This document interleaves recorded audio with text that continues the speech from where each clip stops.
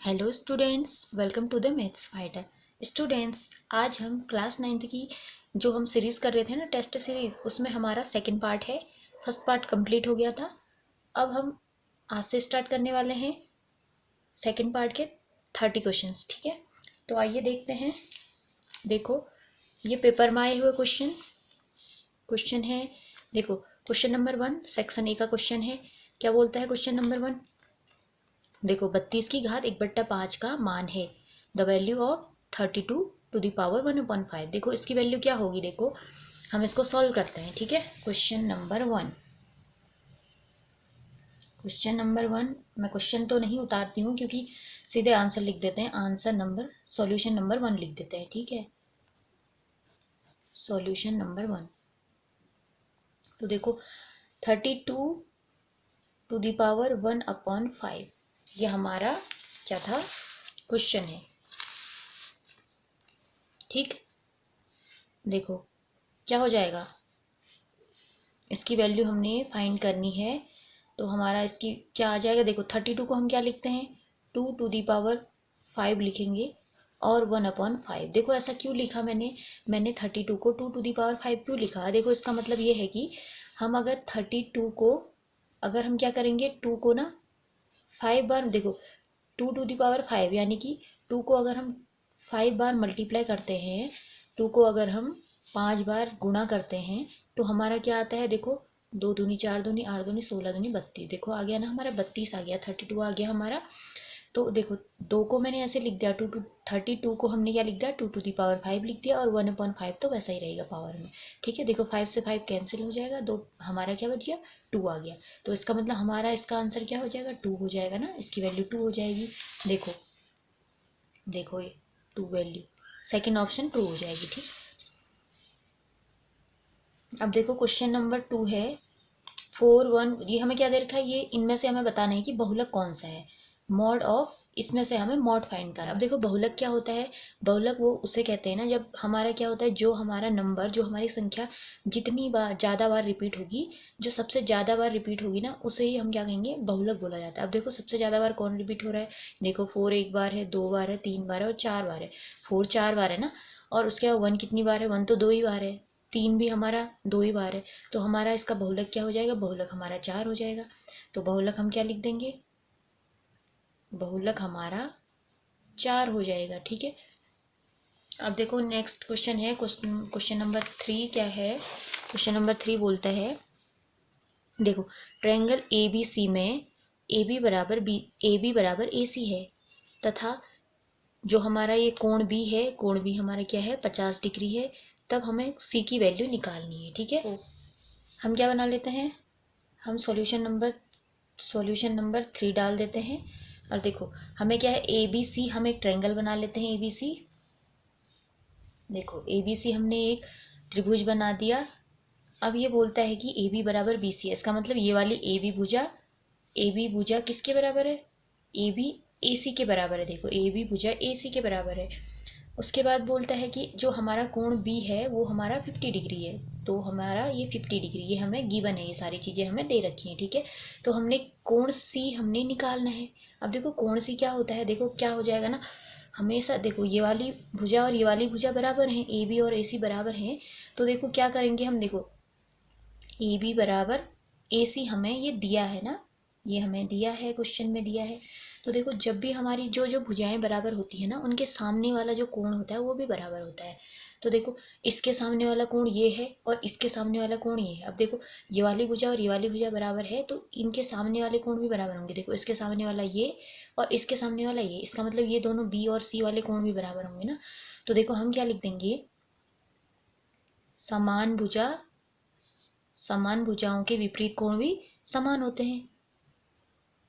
समान भुजाओं के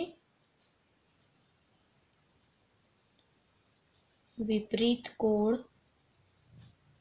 भी समान होते हैं। ठीक है, तो इसलिए हमारा क्या आ जाएगा, देखो, जो हमारा कोण बी है वो कोण सी के बराबर आ जाएगा। और क्या हो जाएगा, ये क्या हो जाएगा, देखो बी हमारा 50 था तो सी भी तो 50 आ जाएगा ना। तो हम क्या लिख देंगे, सी हमारा 50 डिग्री आ जाएगा यहाँ से। ये हमारा देखो आंसर 50 डिग्री होगा, सी भी हमारा 50 डिग्री निकल जाएगा, है ना। अब देखो हम यहाँ पे ये लिख सकते हैं ना, देखो विपरीत होते हैं तो हम क्या लिख देंगे यहाँ पर, भुजा ए बी बराबर भुजा ए सी। ठीक है, ये हमें क्या था, दिया था, तो फिर हम लिख भी सकते हैं दिया था, दिया है हमने फिर से लिख दिया ये। ठीक है, देखो हमें दिया है बिंदु -3,5 किस चतुर्थांश में है। अब देखो इन विच क्वाड्रेंट पॉइंट ये लाई, देखो किस कौन से वाले क्वाड्रेंट में लाई करेगा बोलता है।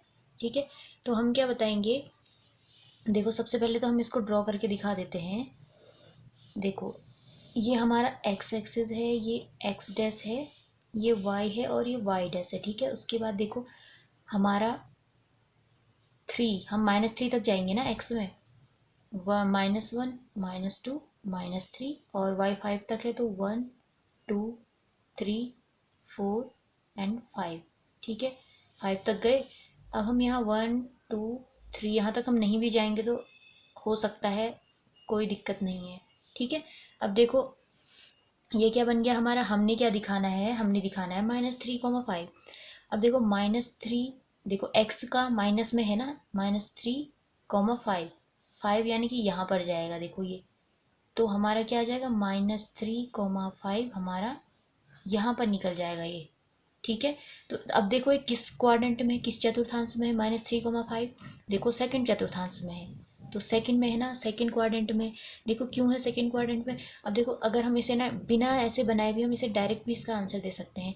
देखो कैसे दे सकते हैं, देखो एक्स वाला, पहला वाला एक्स का होता है ना ये कोऑर्डिनेट, पहला वाला जो निर्देशांक होता है वो एक्स का होता है। अब देखो एक्स नेगेटिव में है, एक्स माइनस में है, और दूसरा वाला वाई का होता है, तो देखो एक्स माइनस में यही तो होता है ना इस साइड, ये लेफ्ट साइड, और वाई हमारा प्लस का है, वाई पॉजिटिव का ऊपर साइड होता है। तो हमारे ये सेकंड वाला ही आ गया ना, ये तो डायरेक्ट भी आ जाएगा, पर हमने बिंदु निकाल के भी दिखा दिया। देखो यहाँ से भी हमें पता लग गया कि ये सेकंड क्वाड्रेंट में है। ठीक है, तो इसका आंसर हो जाएगा सेकंड वाला, हो जाएगा इसका आंसर, थर्ड वाला हो जाएगा सेकंड क्वाड्रेंट। ठीक है, देखो अब फिफ्थ क्वेश्चन है, समबाहु त्रिभुज का प्रत्येक कोण होता है, क्या होता है बताओ, which of each angle of equilateral triangle is. तो देखो समबाहु त्रिभुज का जो प्रत्येक कोण होता है वो कितने डिग्री का होता है, ये कह रहा है। इक्विलेटरल ट्रायंगल का जो एंगल होता है वो हर जो प्रत्येक एंगल है ना उसका वो किस डिग्री का होता है, ये बोल रहा है। ठीक है, तो हमें समबाहु त्रिभुज बना देते हैं। तो देखो समबाहु त्रिभुज क्या होता है, समबाहु त्रिभुज में क्या होता है, समबाहु त्रिभुज किसको कहते हैं, समबाहु त्रिभुज कहते हैं जिसकी क्या होती है, तीनों भुजाएं हमारी समान होती हैं, तीनों हमारी इक्वल होती है। ठीक है, ये वाली और ये वाली तीनों भुजाएं हमारी बराबर होंगी, उसी को हम समबाहु कहेंगे, समान भुजाएं ना, इक्विलेटरल ट्रायंगल। तो देखो ए बी सी हमने एक त्रिभुज ले लिया, इसकी तीनों भुजाएं समान होंगी क्योंकि समबाहु त्रिभुज है ना वो। अब देखो समान होंगी तो ना क्या होता है, हमेशा अगर हम क्या करते हैं, किसी भी त्रिभुज के जो तीनों अंतःकोणों का योग क्या होता है वो 180 डिग्री होता है ना।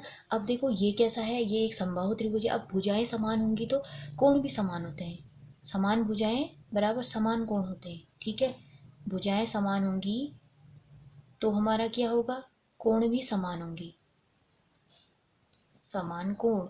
इसका मतलब हम इसको और क्या लिख सकते हैं, देखो कोण ए बराबर कोण बी बराबर कोण सी होना चाहिए, तभी वो हमारा क्या हो जाएगा, समान समबाहु त्रिभुज हो जाएगा। समबाहु त्रिभुज में क्या होता है, भुजाएं भी समान होती हैं, कोण भी समान होते हैं।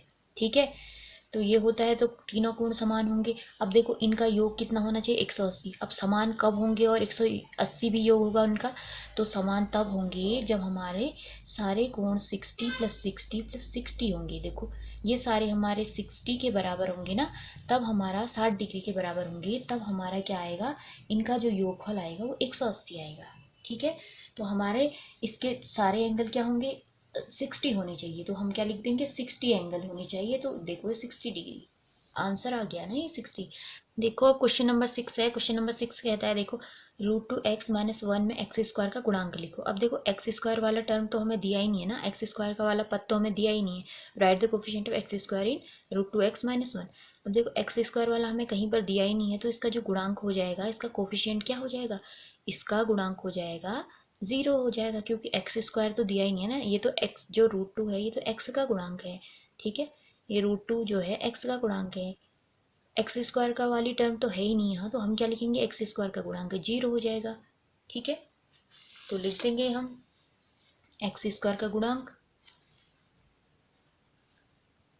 एक्स स्क्वायर का गुणांक हमारा 0 हो जाएगा, ठीक है। देखो अब नेक्स्ट क्वेश्चन है, क्वेश्चन नंबर 7 है, यूक्लिड की दूसरी अभिधारणा लिखिए, right second postulate of Euclid.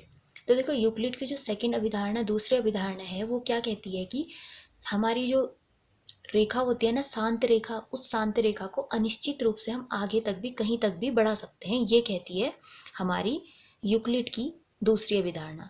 शांत रेखा को, टर्मिनेटेड लाइन को हम क्या कर सकते हैं, देखो हम अनिश्चित रूप से आगे तक बढ़ा सकते हैं उसको, अनिश्चित रूप से उसको आगे तक बढ़ा सकते हैं, ठीक है।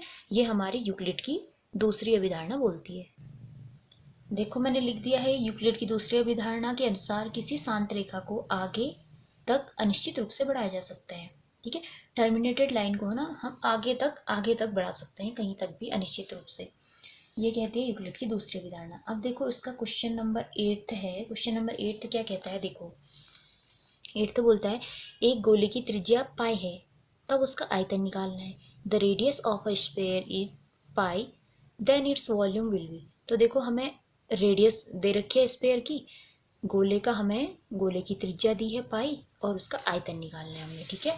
अब देखो गोले की हमें त्रिज्या दे रखी है, पाई दे रखी है, जो आर होती है, आर इक्वल टू पाई दिया है, कहने का मतलब है जो त्रिज्या है, त्रिज्या आर से दिखाते हैं ना त्रिज्या को, जो आर दिया है वो हमें क्या दिया है, पाई दे रखा है क्वेश्चन में। उसके बाद बोलता है कि और हमें आयतन निकालना है इस गोले का। अब देखो वैसे हमारे गोले का आयतन क्या होता है, हमारा फॉर्मूला होता है, गोले का आयतन क्या होता है बताओ, गोले का आयतन, गोले का आयतन होता है 4/3 पाई r³, यही तो गोले का आयतन होता है ना। अब देखो हमें पाई की जगह क्या दिया है, आर की जगह पाई दिया है, तो हम क्या रख देंगे, आर की जगह हम पाई रख देंगे, तो हमारा क्या आ जाएगा, 4/3 पाई की पावर 4, ये हमारा आएगा, ये हमारा आयतन आ गया गोले का आयतन। तो गोले का आयतन ही तो हमें निकालना था ना, गोले का आयतन, तो हमारा ये गोले का आयतन आ गया, ये हमारा आंसर आ गया। अब देखो नेक्स्ट क्वेश्चन, क्वेश्चन नंबर 9 है, क्वेश्चन नंबर 9 कहता है कि देखो 7 सेंटीमीटर त्रिज्या वाले वृत्त का क्षेत्रफल ज्ञात कीजिए, find the area of a circle which radius is 7, ठीक है। हमें क्षेत्रफल निकालना है, किसका, वृत्त का क्षेत्रफल निकालना है, और हमारा उसकी त्रिज्या दे रखी है 7 सेंटीमीटर त्रिज्या दी है। तो देखो हमें वृत्त दे रखा है, वृत्त की हमें जो रेडियस है, जो त्रिज्या है, वो हमारी 7 सेंटीमीटर दे रखी है, इसका हमने क्षेत्रफल निकालना है। अब देखो क्षेत्रफल क्या होता है, हमारा वृत्त का क्षेत्रफल, देखो वृत्त का क्षेत्रफल होता है पाई आर स्क्वायर होता है ना, वृत्त का क्षेत्रफल पाई आर स्क्वायर। अब देखो पाई की जगह हम 22/7 रख देंगे, आर हमारा 7 दिया है, 7 का स्क्वायर मतलब मैं 7 को 2 बार गुणा करके लिख देती हूँ, तो ये काट के काट दिया, फिर उसको हम इसको मल्टीप्लाई कर देंगे,